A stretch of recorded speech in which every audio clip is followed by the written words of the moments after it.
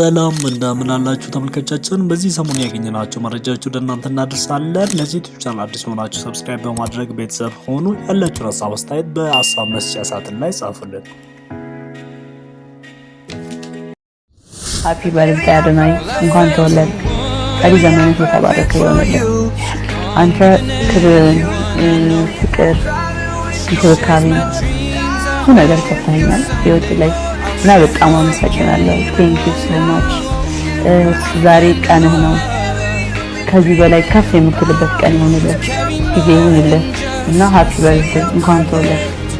ፍቅር ሲያሰኝ ትዝ ሲለኝ ስሜቱ፣ ቆይ ለምን አስፈለገ ማስመሰል መዋሸቱ? ሰው ድሮሽ እንደሌለው ለይምሰል መታየቱ፣ ማስረዳት መንገድ ስቺ ሁሉንም በሰዓቱ። ፍቅር ሲያሰኝ ትዝ ሲለኝ ስሜቱ፣ ቆይ ለምን አስፈለገ ማስመሰል መዋሸቱ? ለምን አስፈለገው?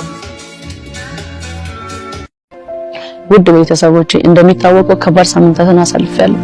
የነበረው ጩኸትና ግርግር እውነቱን እንድናገር ከማሳየው በላይ ጎድቶኝ አልፏል።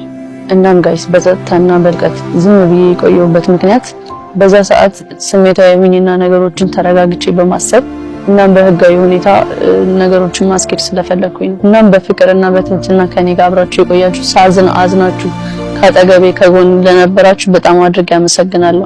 መልእክታችሁና ጸሎታችሁ ድጋፋችሁ በልቤ ውስጥ አለ፣ አልተረሳም። ማን እንደሆንኩ እንዳረሳ አድርጋችሁኛል።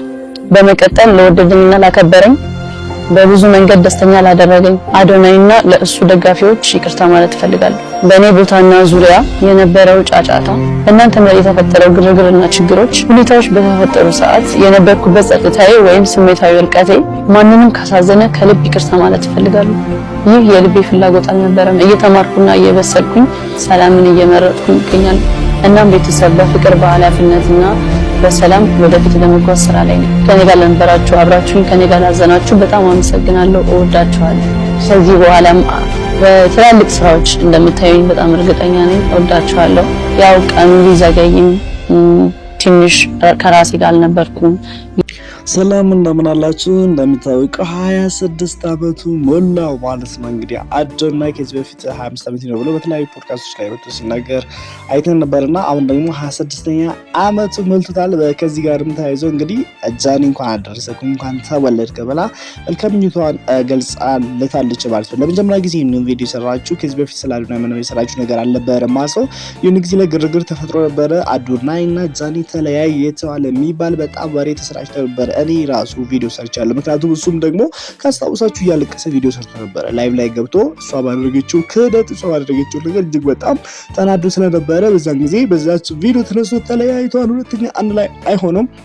በእግረ መንገዱም ደግሞ ብዙ ጊዜ ምናልባት በመኪና ሲሄድ አንዳንድ ሰዎች ጃኒ ታለች፣ ጃኒ ስለምን አብራካቶ ነው ሲባል እሷ ስራ ላይ ልጅ ወይ ደግሞ ዝም ይላል ወይም ደግሞ በቃ ስለሰምን ነገር መናገር አይፈልግም። ሰዎች ቢጠይቁት እንኳን ማለት ነው። እንግዲህ አዶናይ ማስኮረፋ ይታወቃል። ጃኒ ያደረገችው ነገርም በዛን ጊዜ ትክክል አልነበረም ማለት ነው። እንደሚታወቀው እንግዲህ ጃኒና አዶናይ እንትን በሄዱ ጊዜ ጎንደር በሄዱ ጊዜ ጃኒ ሽንት ቤት ውስጥ ተደብቃ ልጁን ዳንኤል ደግሞ ቁራቁተኝ ምናምን ልጁን ዳንኤል ደግሞ ያንን ቪዲዮ መልሶ አጋልጧት ነበርና ያደረገችው ነገር ትክክል አይደለም እና በዛ ነበር እንግዲህ የተናደዱ እኔ ላንቺ እየኖርኩኝ እኔ ላንቺ ራስ ሰጥቼ እኔ ላንቺ ያላደረኩ ነገር ማን አለ? እኔ ላንቺ ራሴን መስዋዕት እያደረኩኝ አንቺ ግን እኔ እንዴት ትክኛለሽ በሚል ነበር እንግዲህ አዶናይ በጣም ያኮርፋል። በነገሮች ላይ አዶናይ ደግሞ ንጹህ ልብ ስላለው በጣም ቶሎ ያኮርፋል። ምክንያቱም የዋህና ንጹህ ልብ ያላቸው ሰዎች እንግዲህ ለሰው ሲኖሩ በቃ ከልባቸው ነው፣ ሲናደዱም ደግሞ እንደዛ ስለነበረ ማለት ነው። አሁን ደግሞ አንዳንድ መረጃዎች እየወጡ እንደሚያሳዩት ከሆነ ጃኒና አዶናይ ታርቀዋል የሚሉትም አለ ማለት ነው።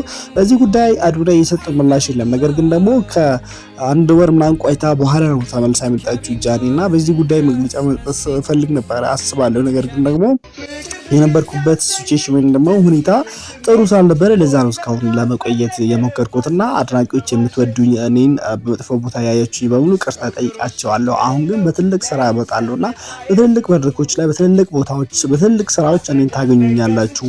አዶናይና ደጋፊዎቹ በሙሉ ደግሞ እናንተን ቅርታ ጠይቃለሁ። አዶናይ አንተ ስላስከፋኩ በጣም ቅርታ አድርግልኝ። እኔ አንተን እወድሃለሁ። አንተ እዚህ ምድር ላይ ካሉ ቀን ሰዎች አንዱ አንተ ነህ ብል ምንም እኔ እፍረት አይሆንብኝም። በጣም ነው ማደንቅ። በጣም ነው አንተ በጣም ሩሩ ሰው ነህ። እጅግ በጣም ለሰው የምታስብ ለሰው የምትኖር እጅግ በጣም ድንቅ አሜዚንግ ሰው ነህ እና እንኳንም ተወለድክ፣ እንኳን ሌላ አመት ተጨመረልህ። እግዚአብሔርም ደግሞ ቀጣይ አመትን የተባረከ ይሁንልህ ምናምን ብላ መልካም ምኞቷን ስትገልጽለት እንመለከታለን ማለት ነው።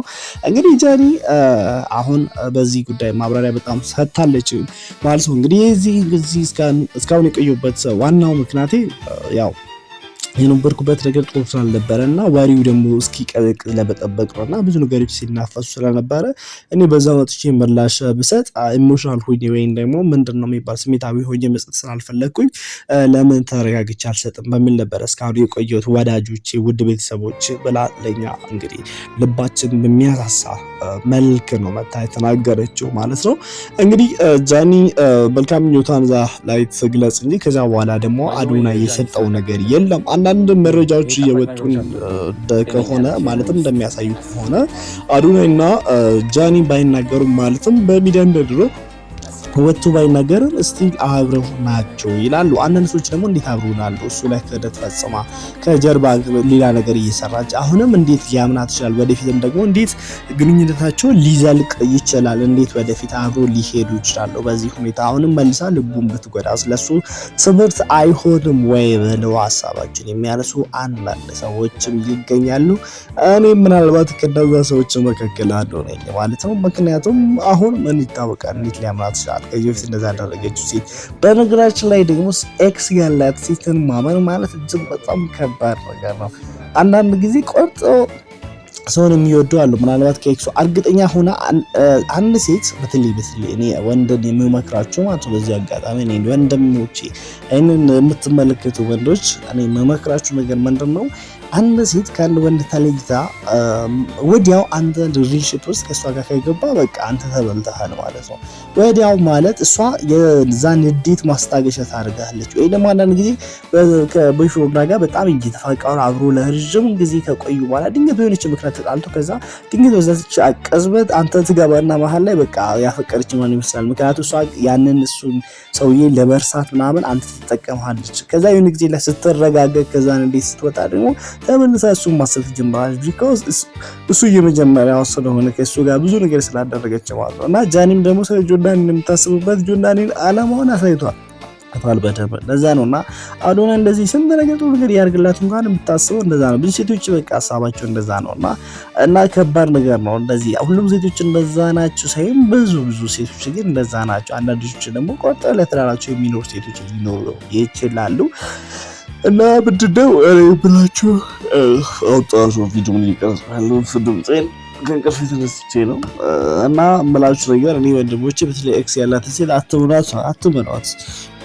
ይሄ ነገር አብራችሁ እንኳን ብትሆኑ በቃ የምትጠቀሙትን ነገር ተጠቀሙና በቃ በጊዜ ላሽ ማለት ይሻላል፣ ወይ ደግሞ ማቆም ይሻላል። ኤክስ ያላትን ሴት አለማፍቀር ጥሩ ነው ብዬ ነው የማስበው። ምክንያቱም በዚህ በፍቅር ነው እየተባለ እየተፈተናችሁ ከምትኖሩ እላለሁ። ወዳችኋለሁ። እስካሁን አብራችሁ ስለቆያችሁ ስለተከታተላችሁ በጣም አመሰግናለሁ። ለዚህ ዩቲዩብ ቻናል አዲስ ሆናችሁ ሰብስክራይብ በማድረግ ቤተሰብ መሆናችሁ እንዳትረሱ። ሰላም ሁኑ።